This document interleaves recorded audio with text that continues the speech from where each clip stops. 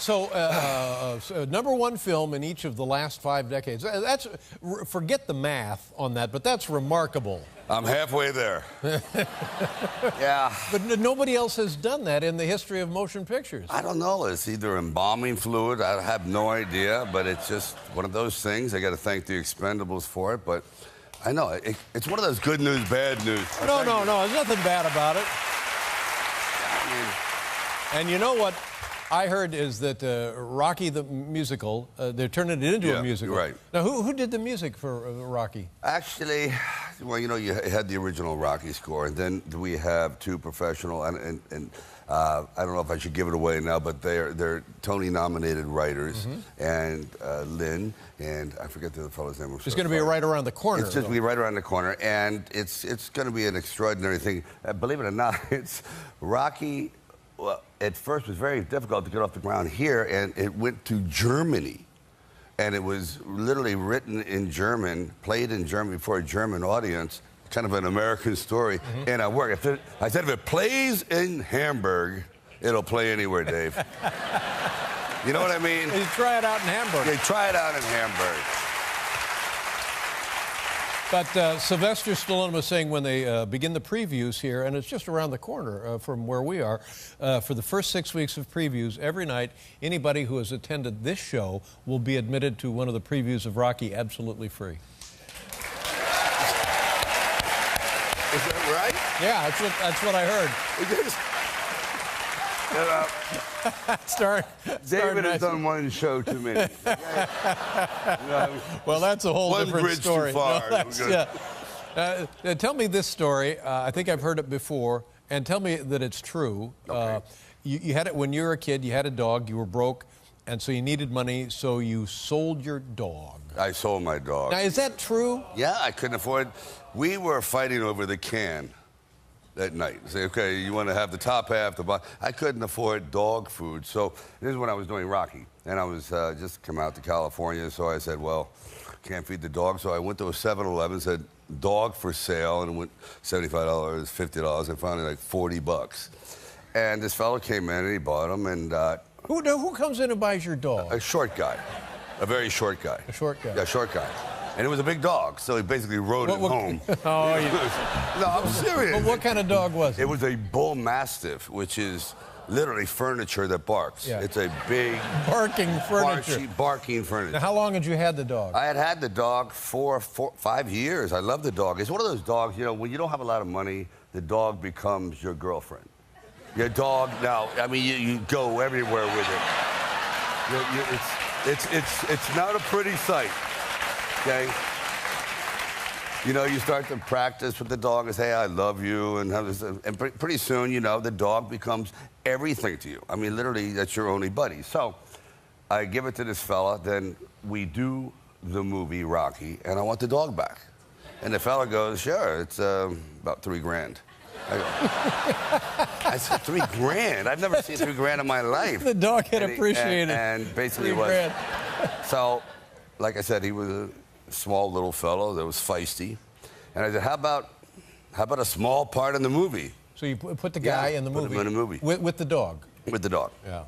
And that was... And you got the dog back. And I got the dog back. And how long then did the dog spend the rest of his life with you? How much longer was that? Well, he's still on casters, so he's around. Oh, no, he's still here, Dave. And did you continue to market the dog? The dog stayed. Let me see. Butkus in 1976, and then he lived for about another 4 years. They're not the long. What was his name? Butkus, as in the football player. Butkus, which, by the way, he Butkus. Confronted me one day outside a restaurant. He goes, "I look like a dog." Do I look like Sylvester the cat? No. Yeah. Yes, I take it personally. Relax. Okay, relax. It's show business. Everything's fine. Come on. Calm down.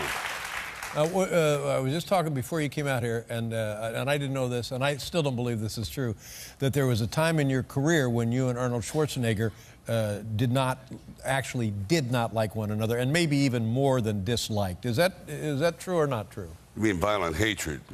Is that what you tell me. I heard that there was an actual dislike, an actual, enmity there. Have you ever had that, ever? What's that? Well, you know, when competition where you really have an arch enemy that kind of brings out the best in you. I've heard you did. But no. But my point is, Dave. I never sold my dog. No. But as Arnold would say, it really pushed you to accelerate. So what was it you guys didn't like about one another? It seemed like you would have a great deal in common. That he was on the planet, basically. that bothered you. That sort of bothered me. He was breathing air. And yeah, that we were on the same, in the same solar system, actually. And then, after a while, we started, you know what, I started to like this competition. It was one-upsmanship. He would do this, but he'd get a bigger gun. I'd shoot more people, he'd shoot more people. But then he went into science fiction, which kind of left me behind. You mean being governor? Yeah, I'm still driving a... Very fast. Thank you. You're very fast.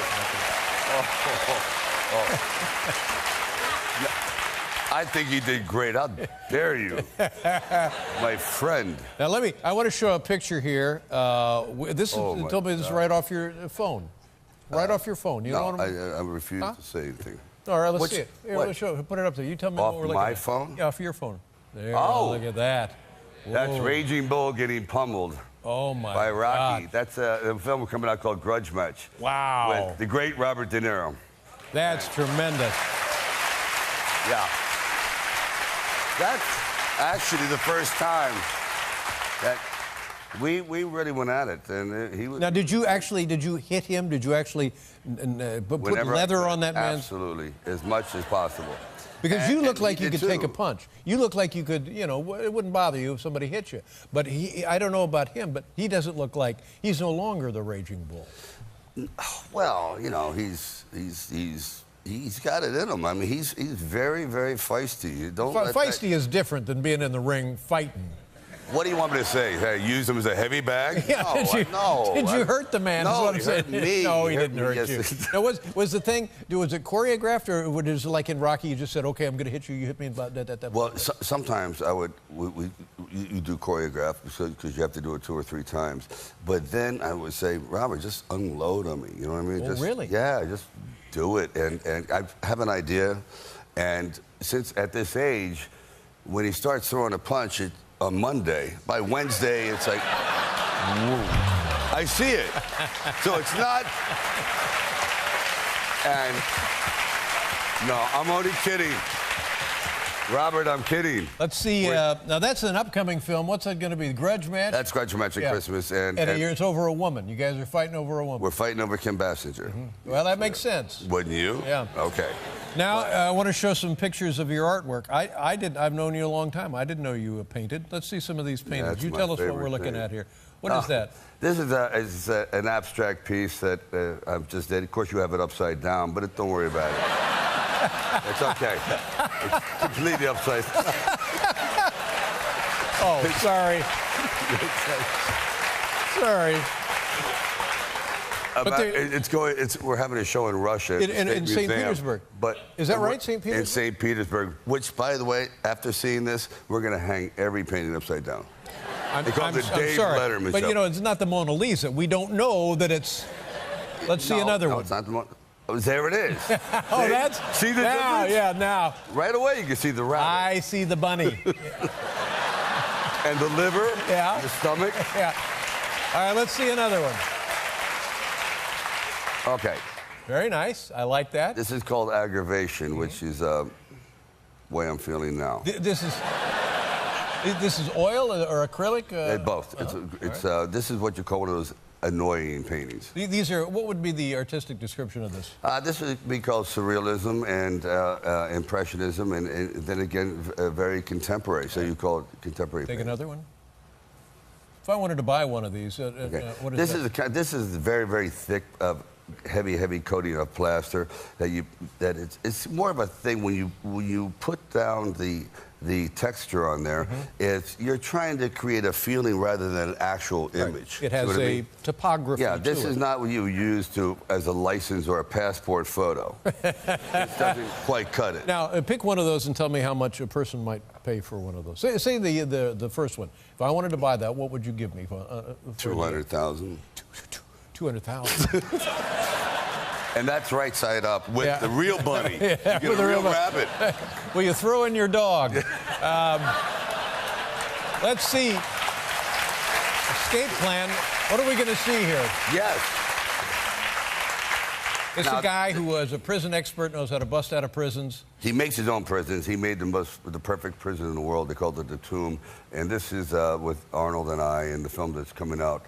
And I guess we're going to the premiere tonight. And how do you get out of a prison that you built that is escape-proof? But we find out in the movie that, in fact, there's more to it than just, oh, we got to get out of prison. There's a setup here on this. Too. Exactly. And you and Sylvester Stallone, you and...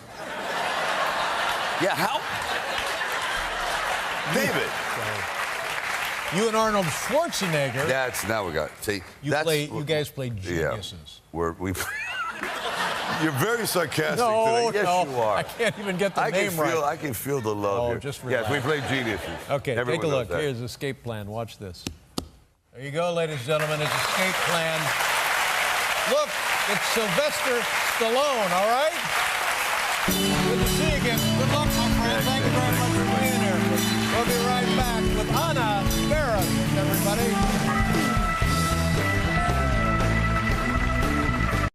It was $50. I found it like $40.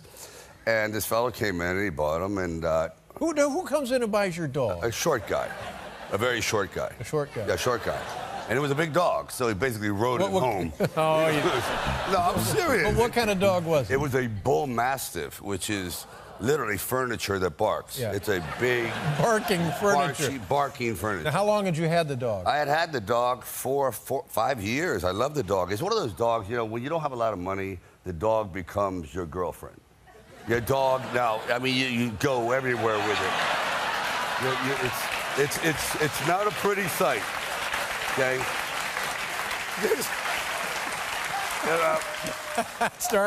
David has done one show to me. Okay? Well, that's a whole different story. One bridge too far. Tell me this story. I think I've heard it before, and tell me that it's true. Okay. You had it when you were a kid. You had a dog. You were broke, and so you needed money. So you sold your dog. I sold my dog. Now, is that true? Yeah, I couldn't afford.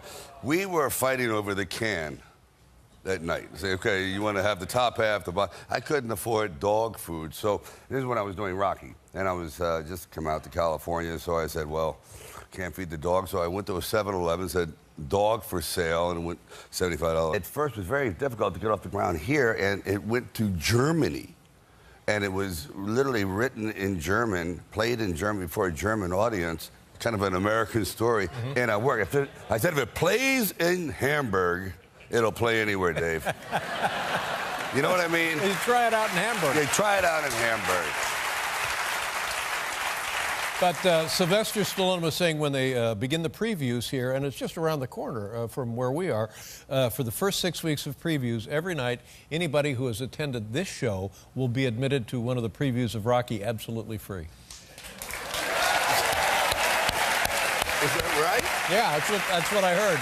Embalming fluid, I have no idea, but it's just one of those things. I got to thank the Expendables for it, but I know, it's one of those good news, bad news. No, there's nothing bad about it. And you know what I heard is that Rocky the musical, they're turning it into a musical. Right. Now, who did the music for Rocky? Actually, well, you know, you had the original Rocky score, and then we have two professional, and I don't know if I should give it away now, but they're Tony-nominated writers, and Lynn, and I forget the other fellow's name. It's going to be right around the corner. It's just going to be right around the corner, and it's going to be an extraordinary thing. Believe it or not, it's Rocky. Well,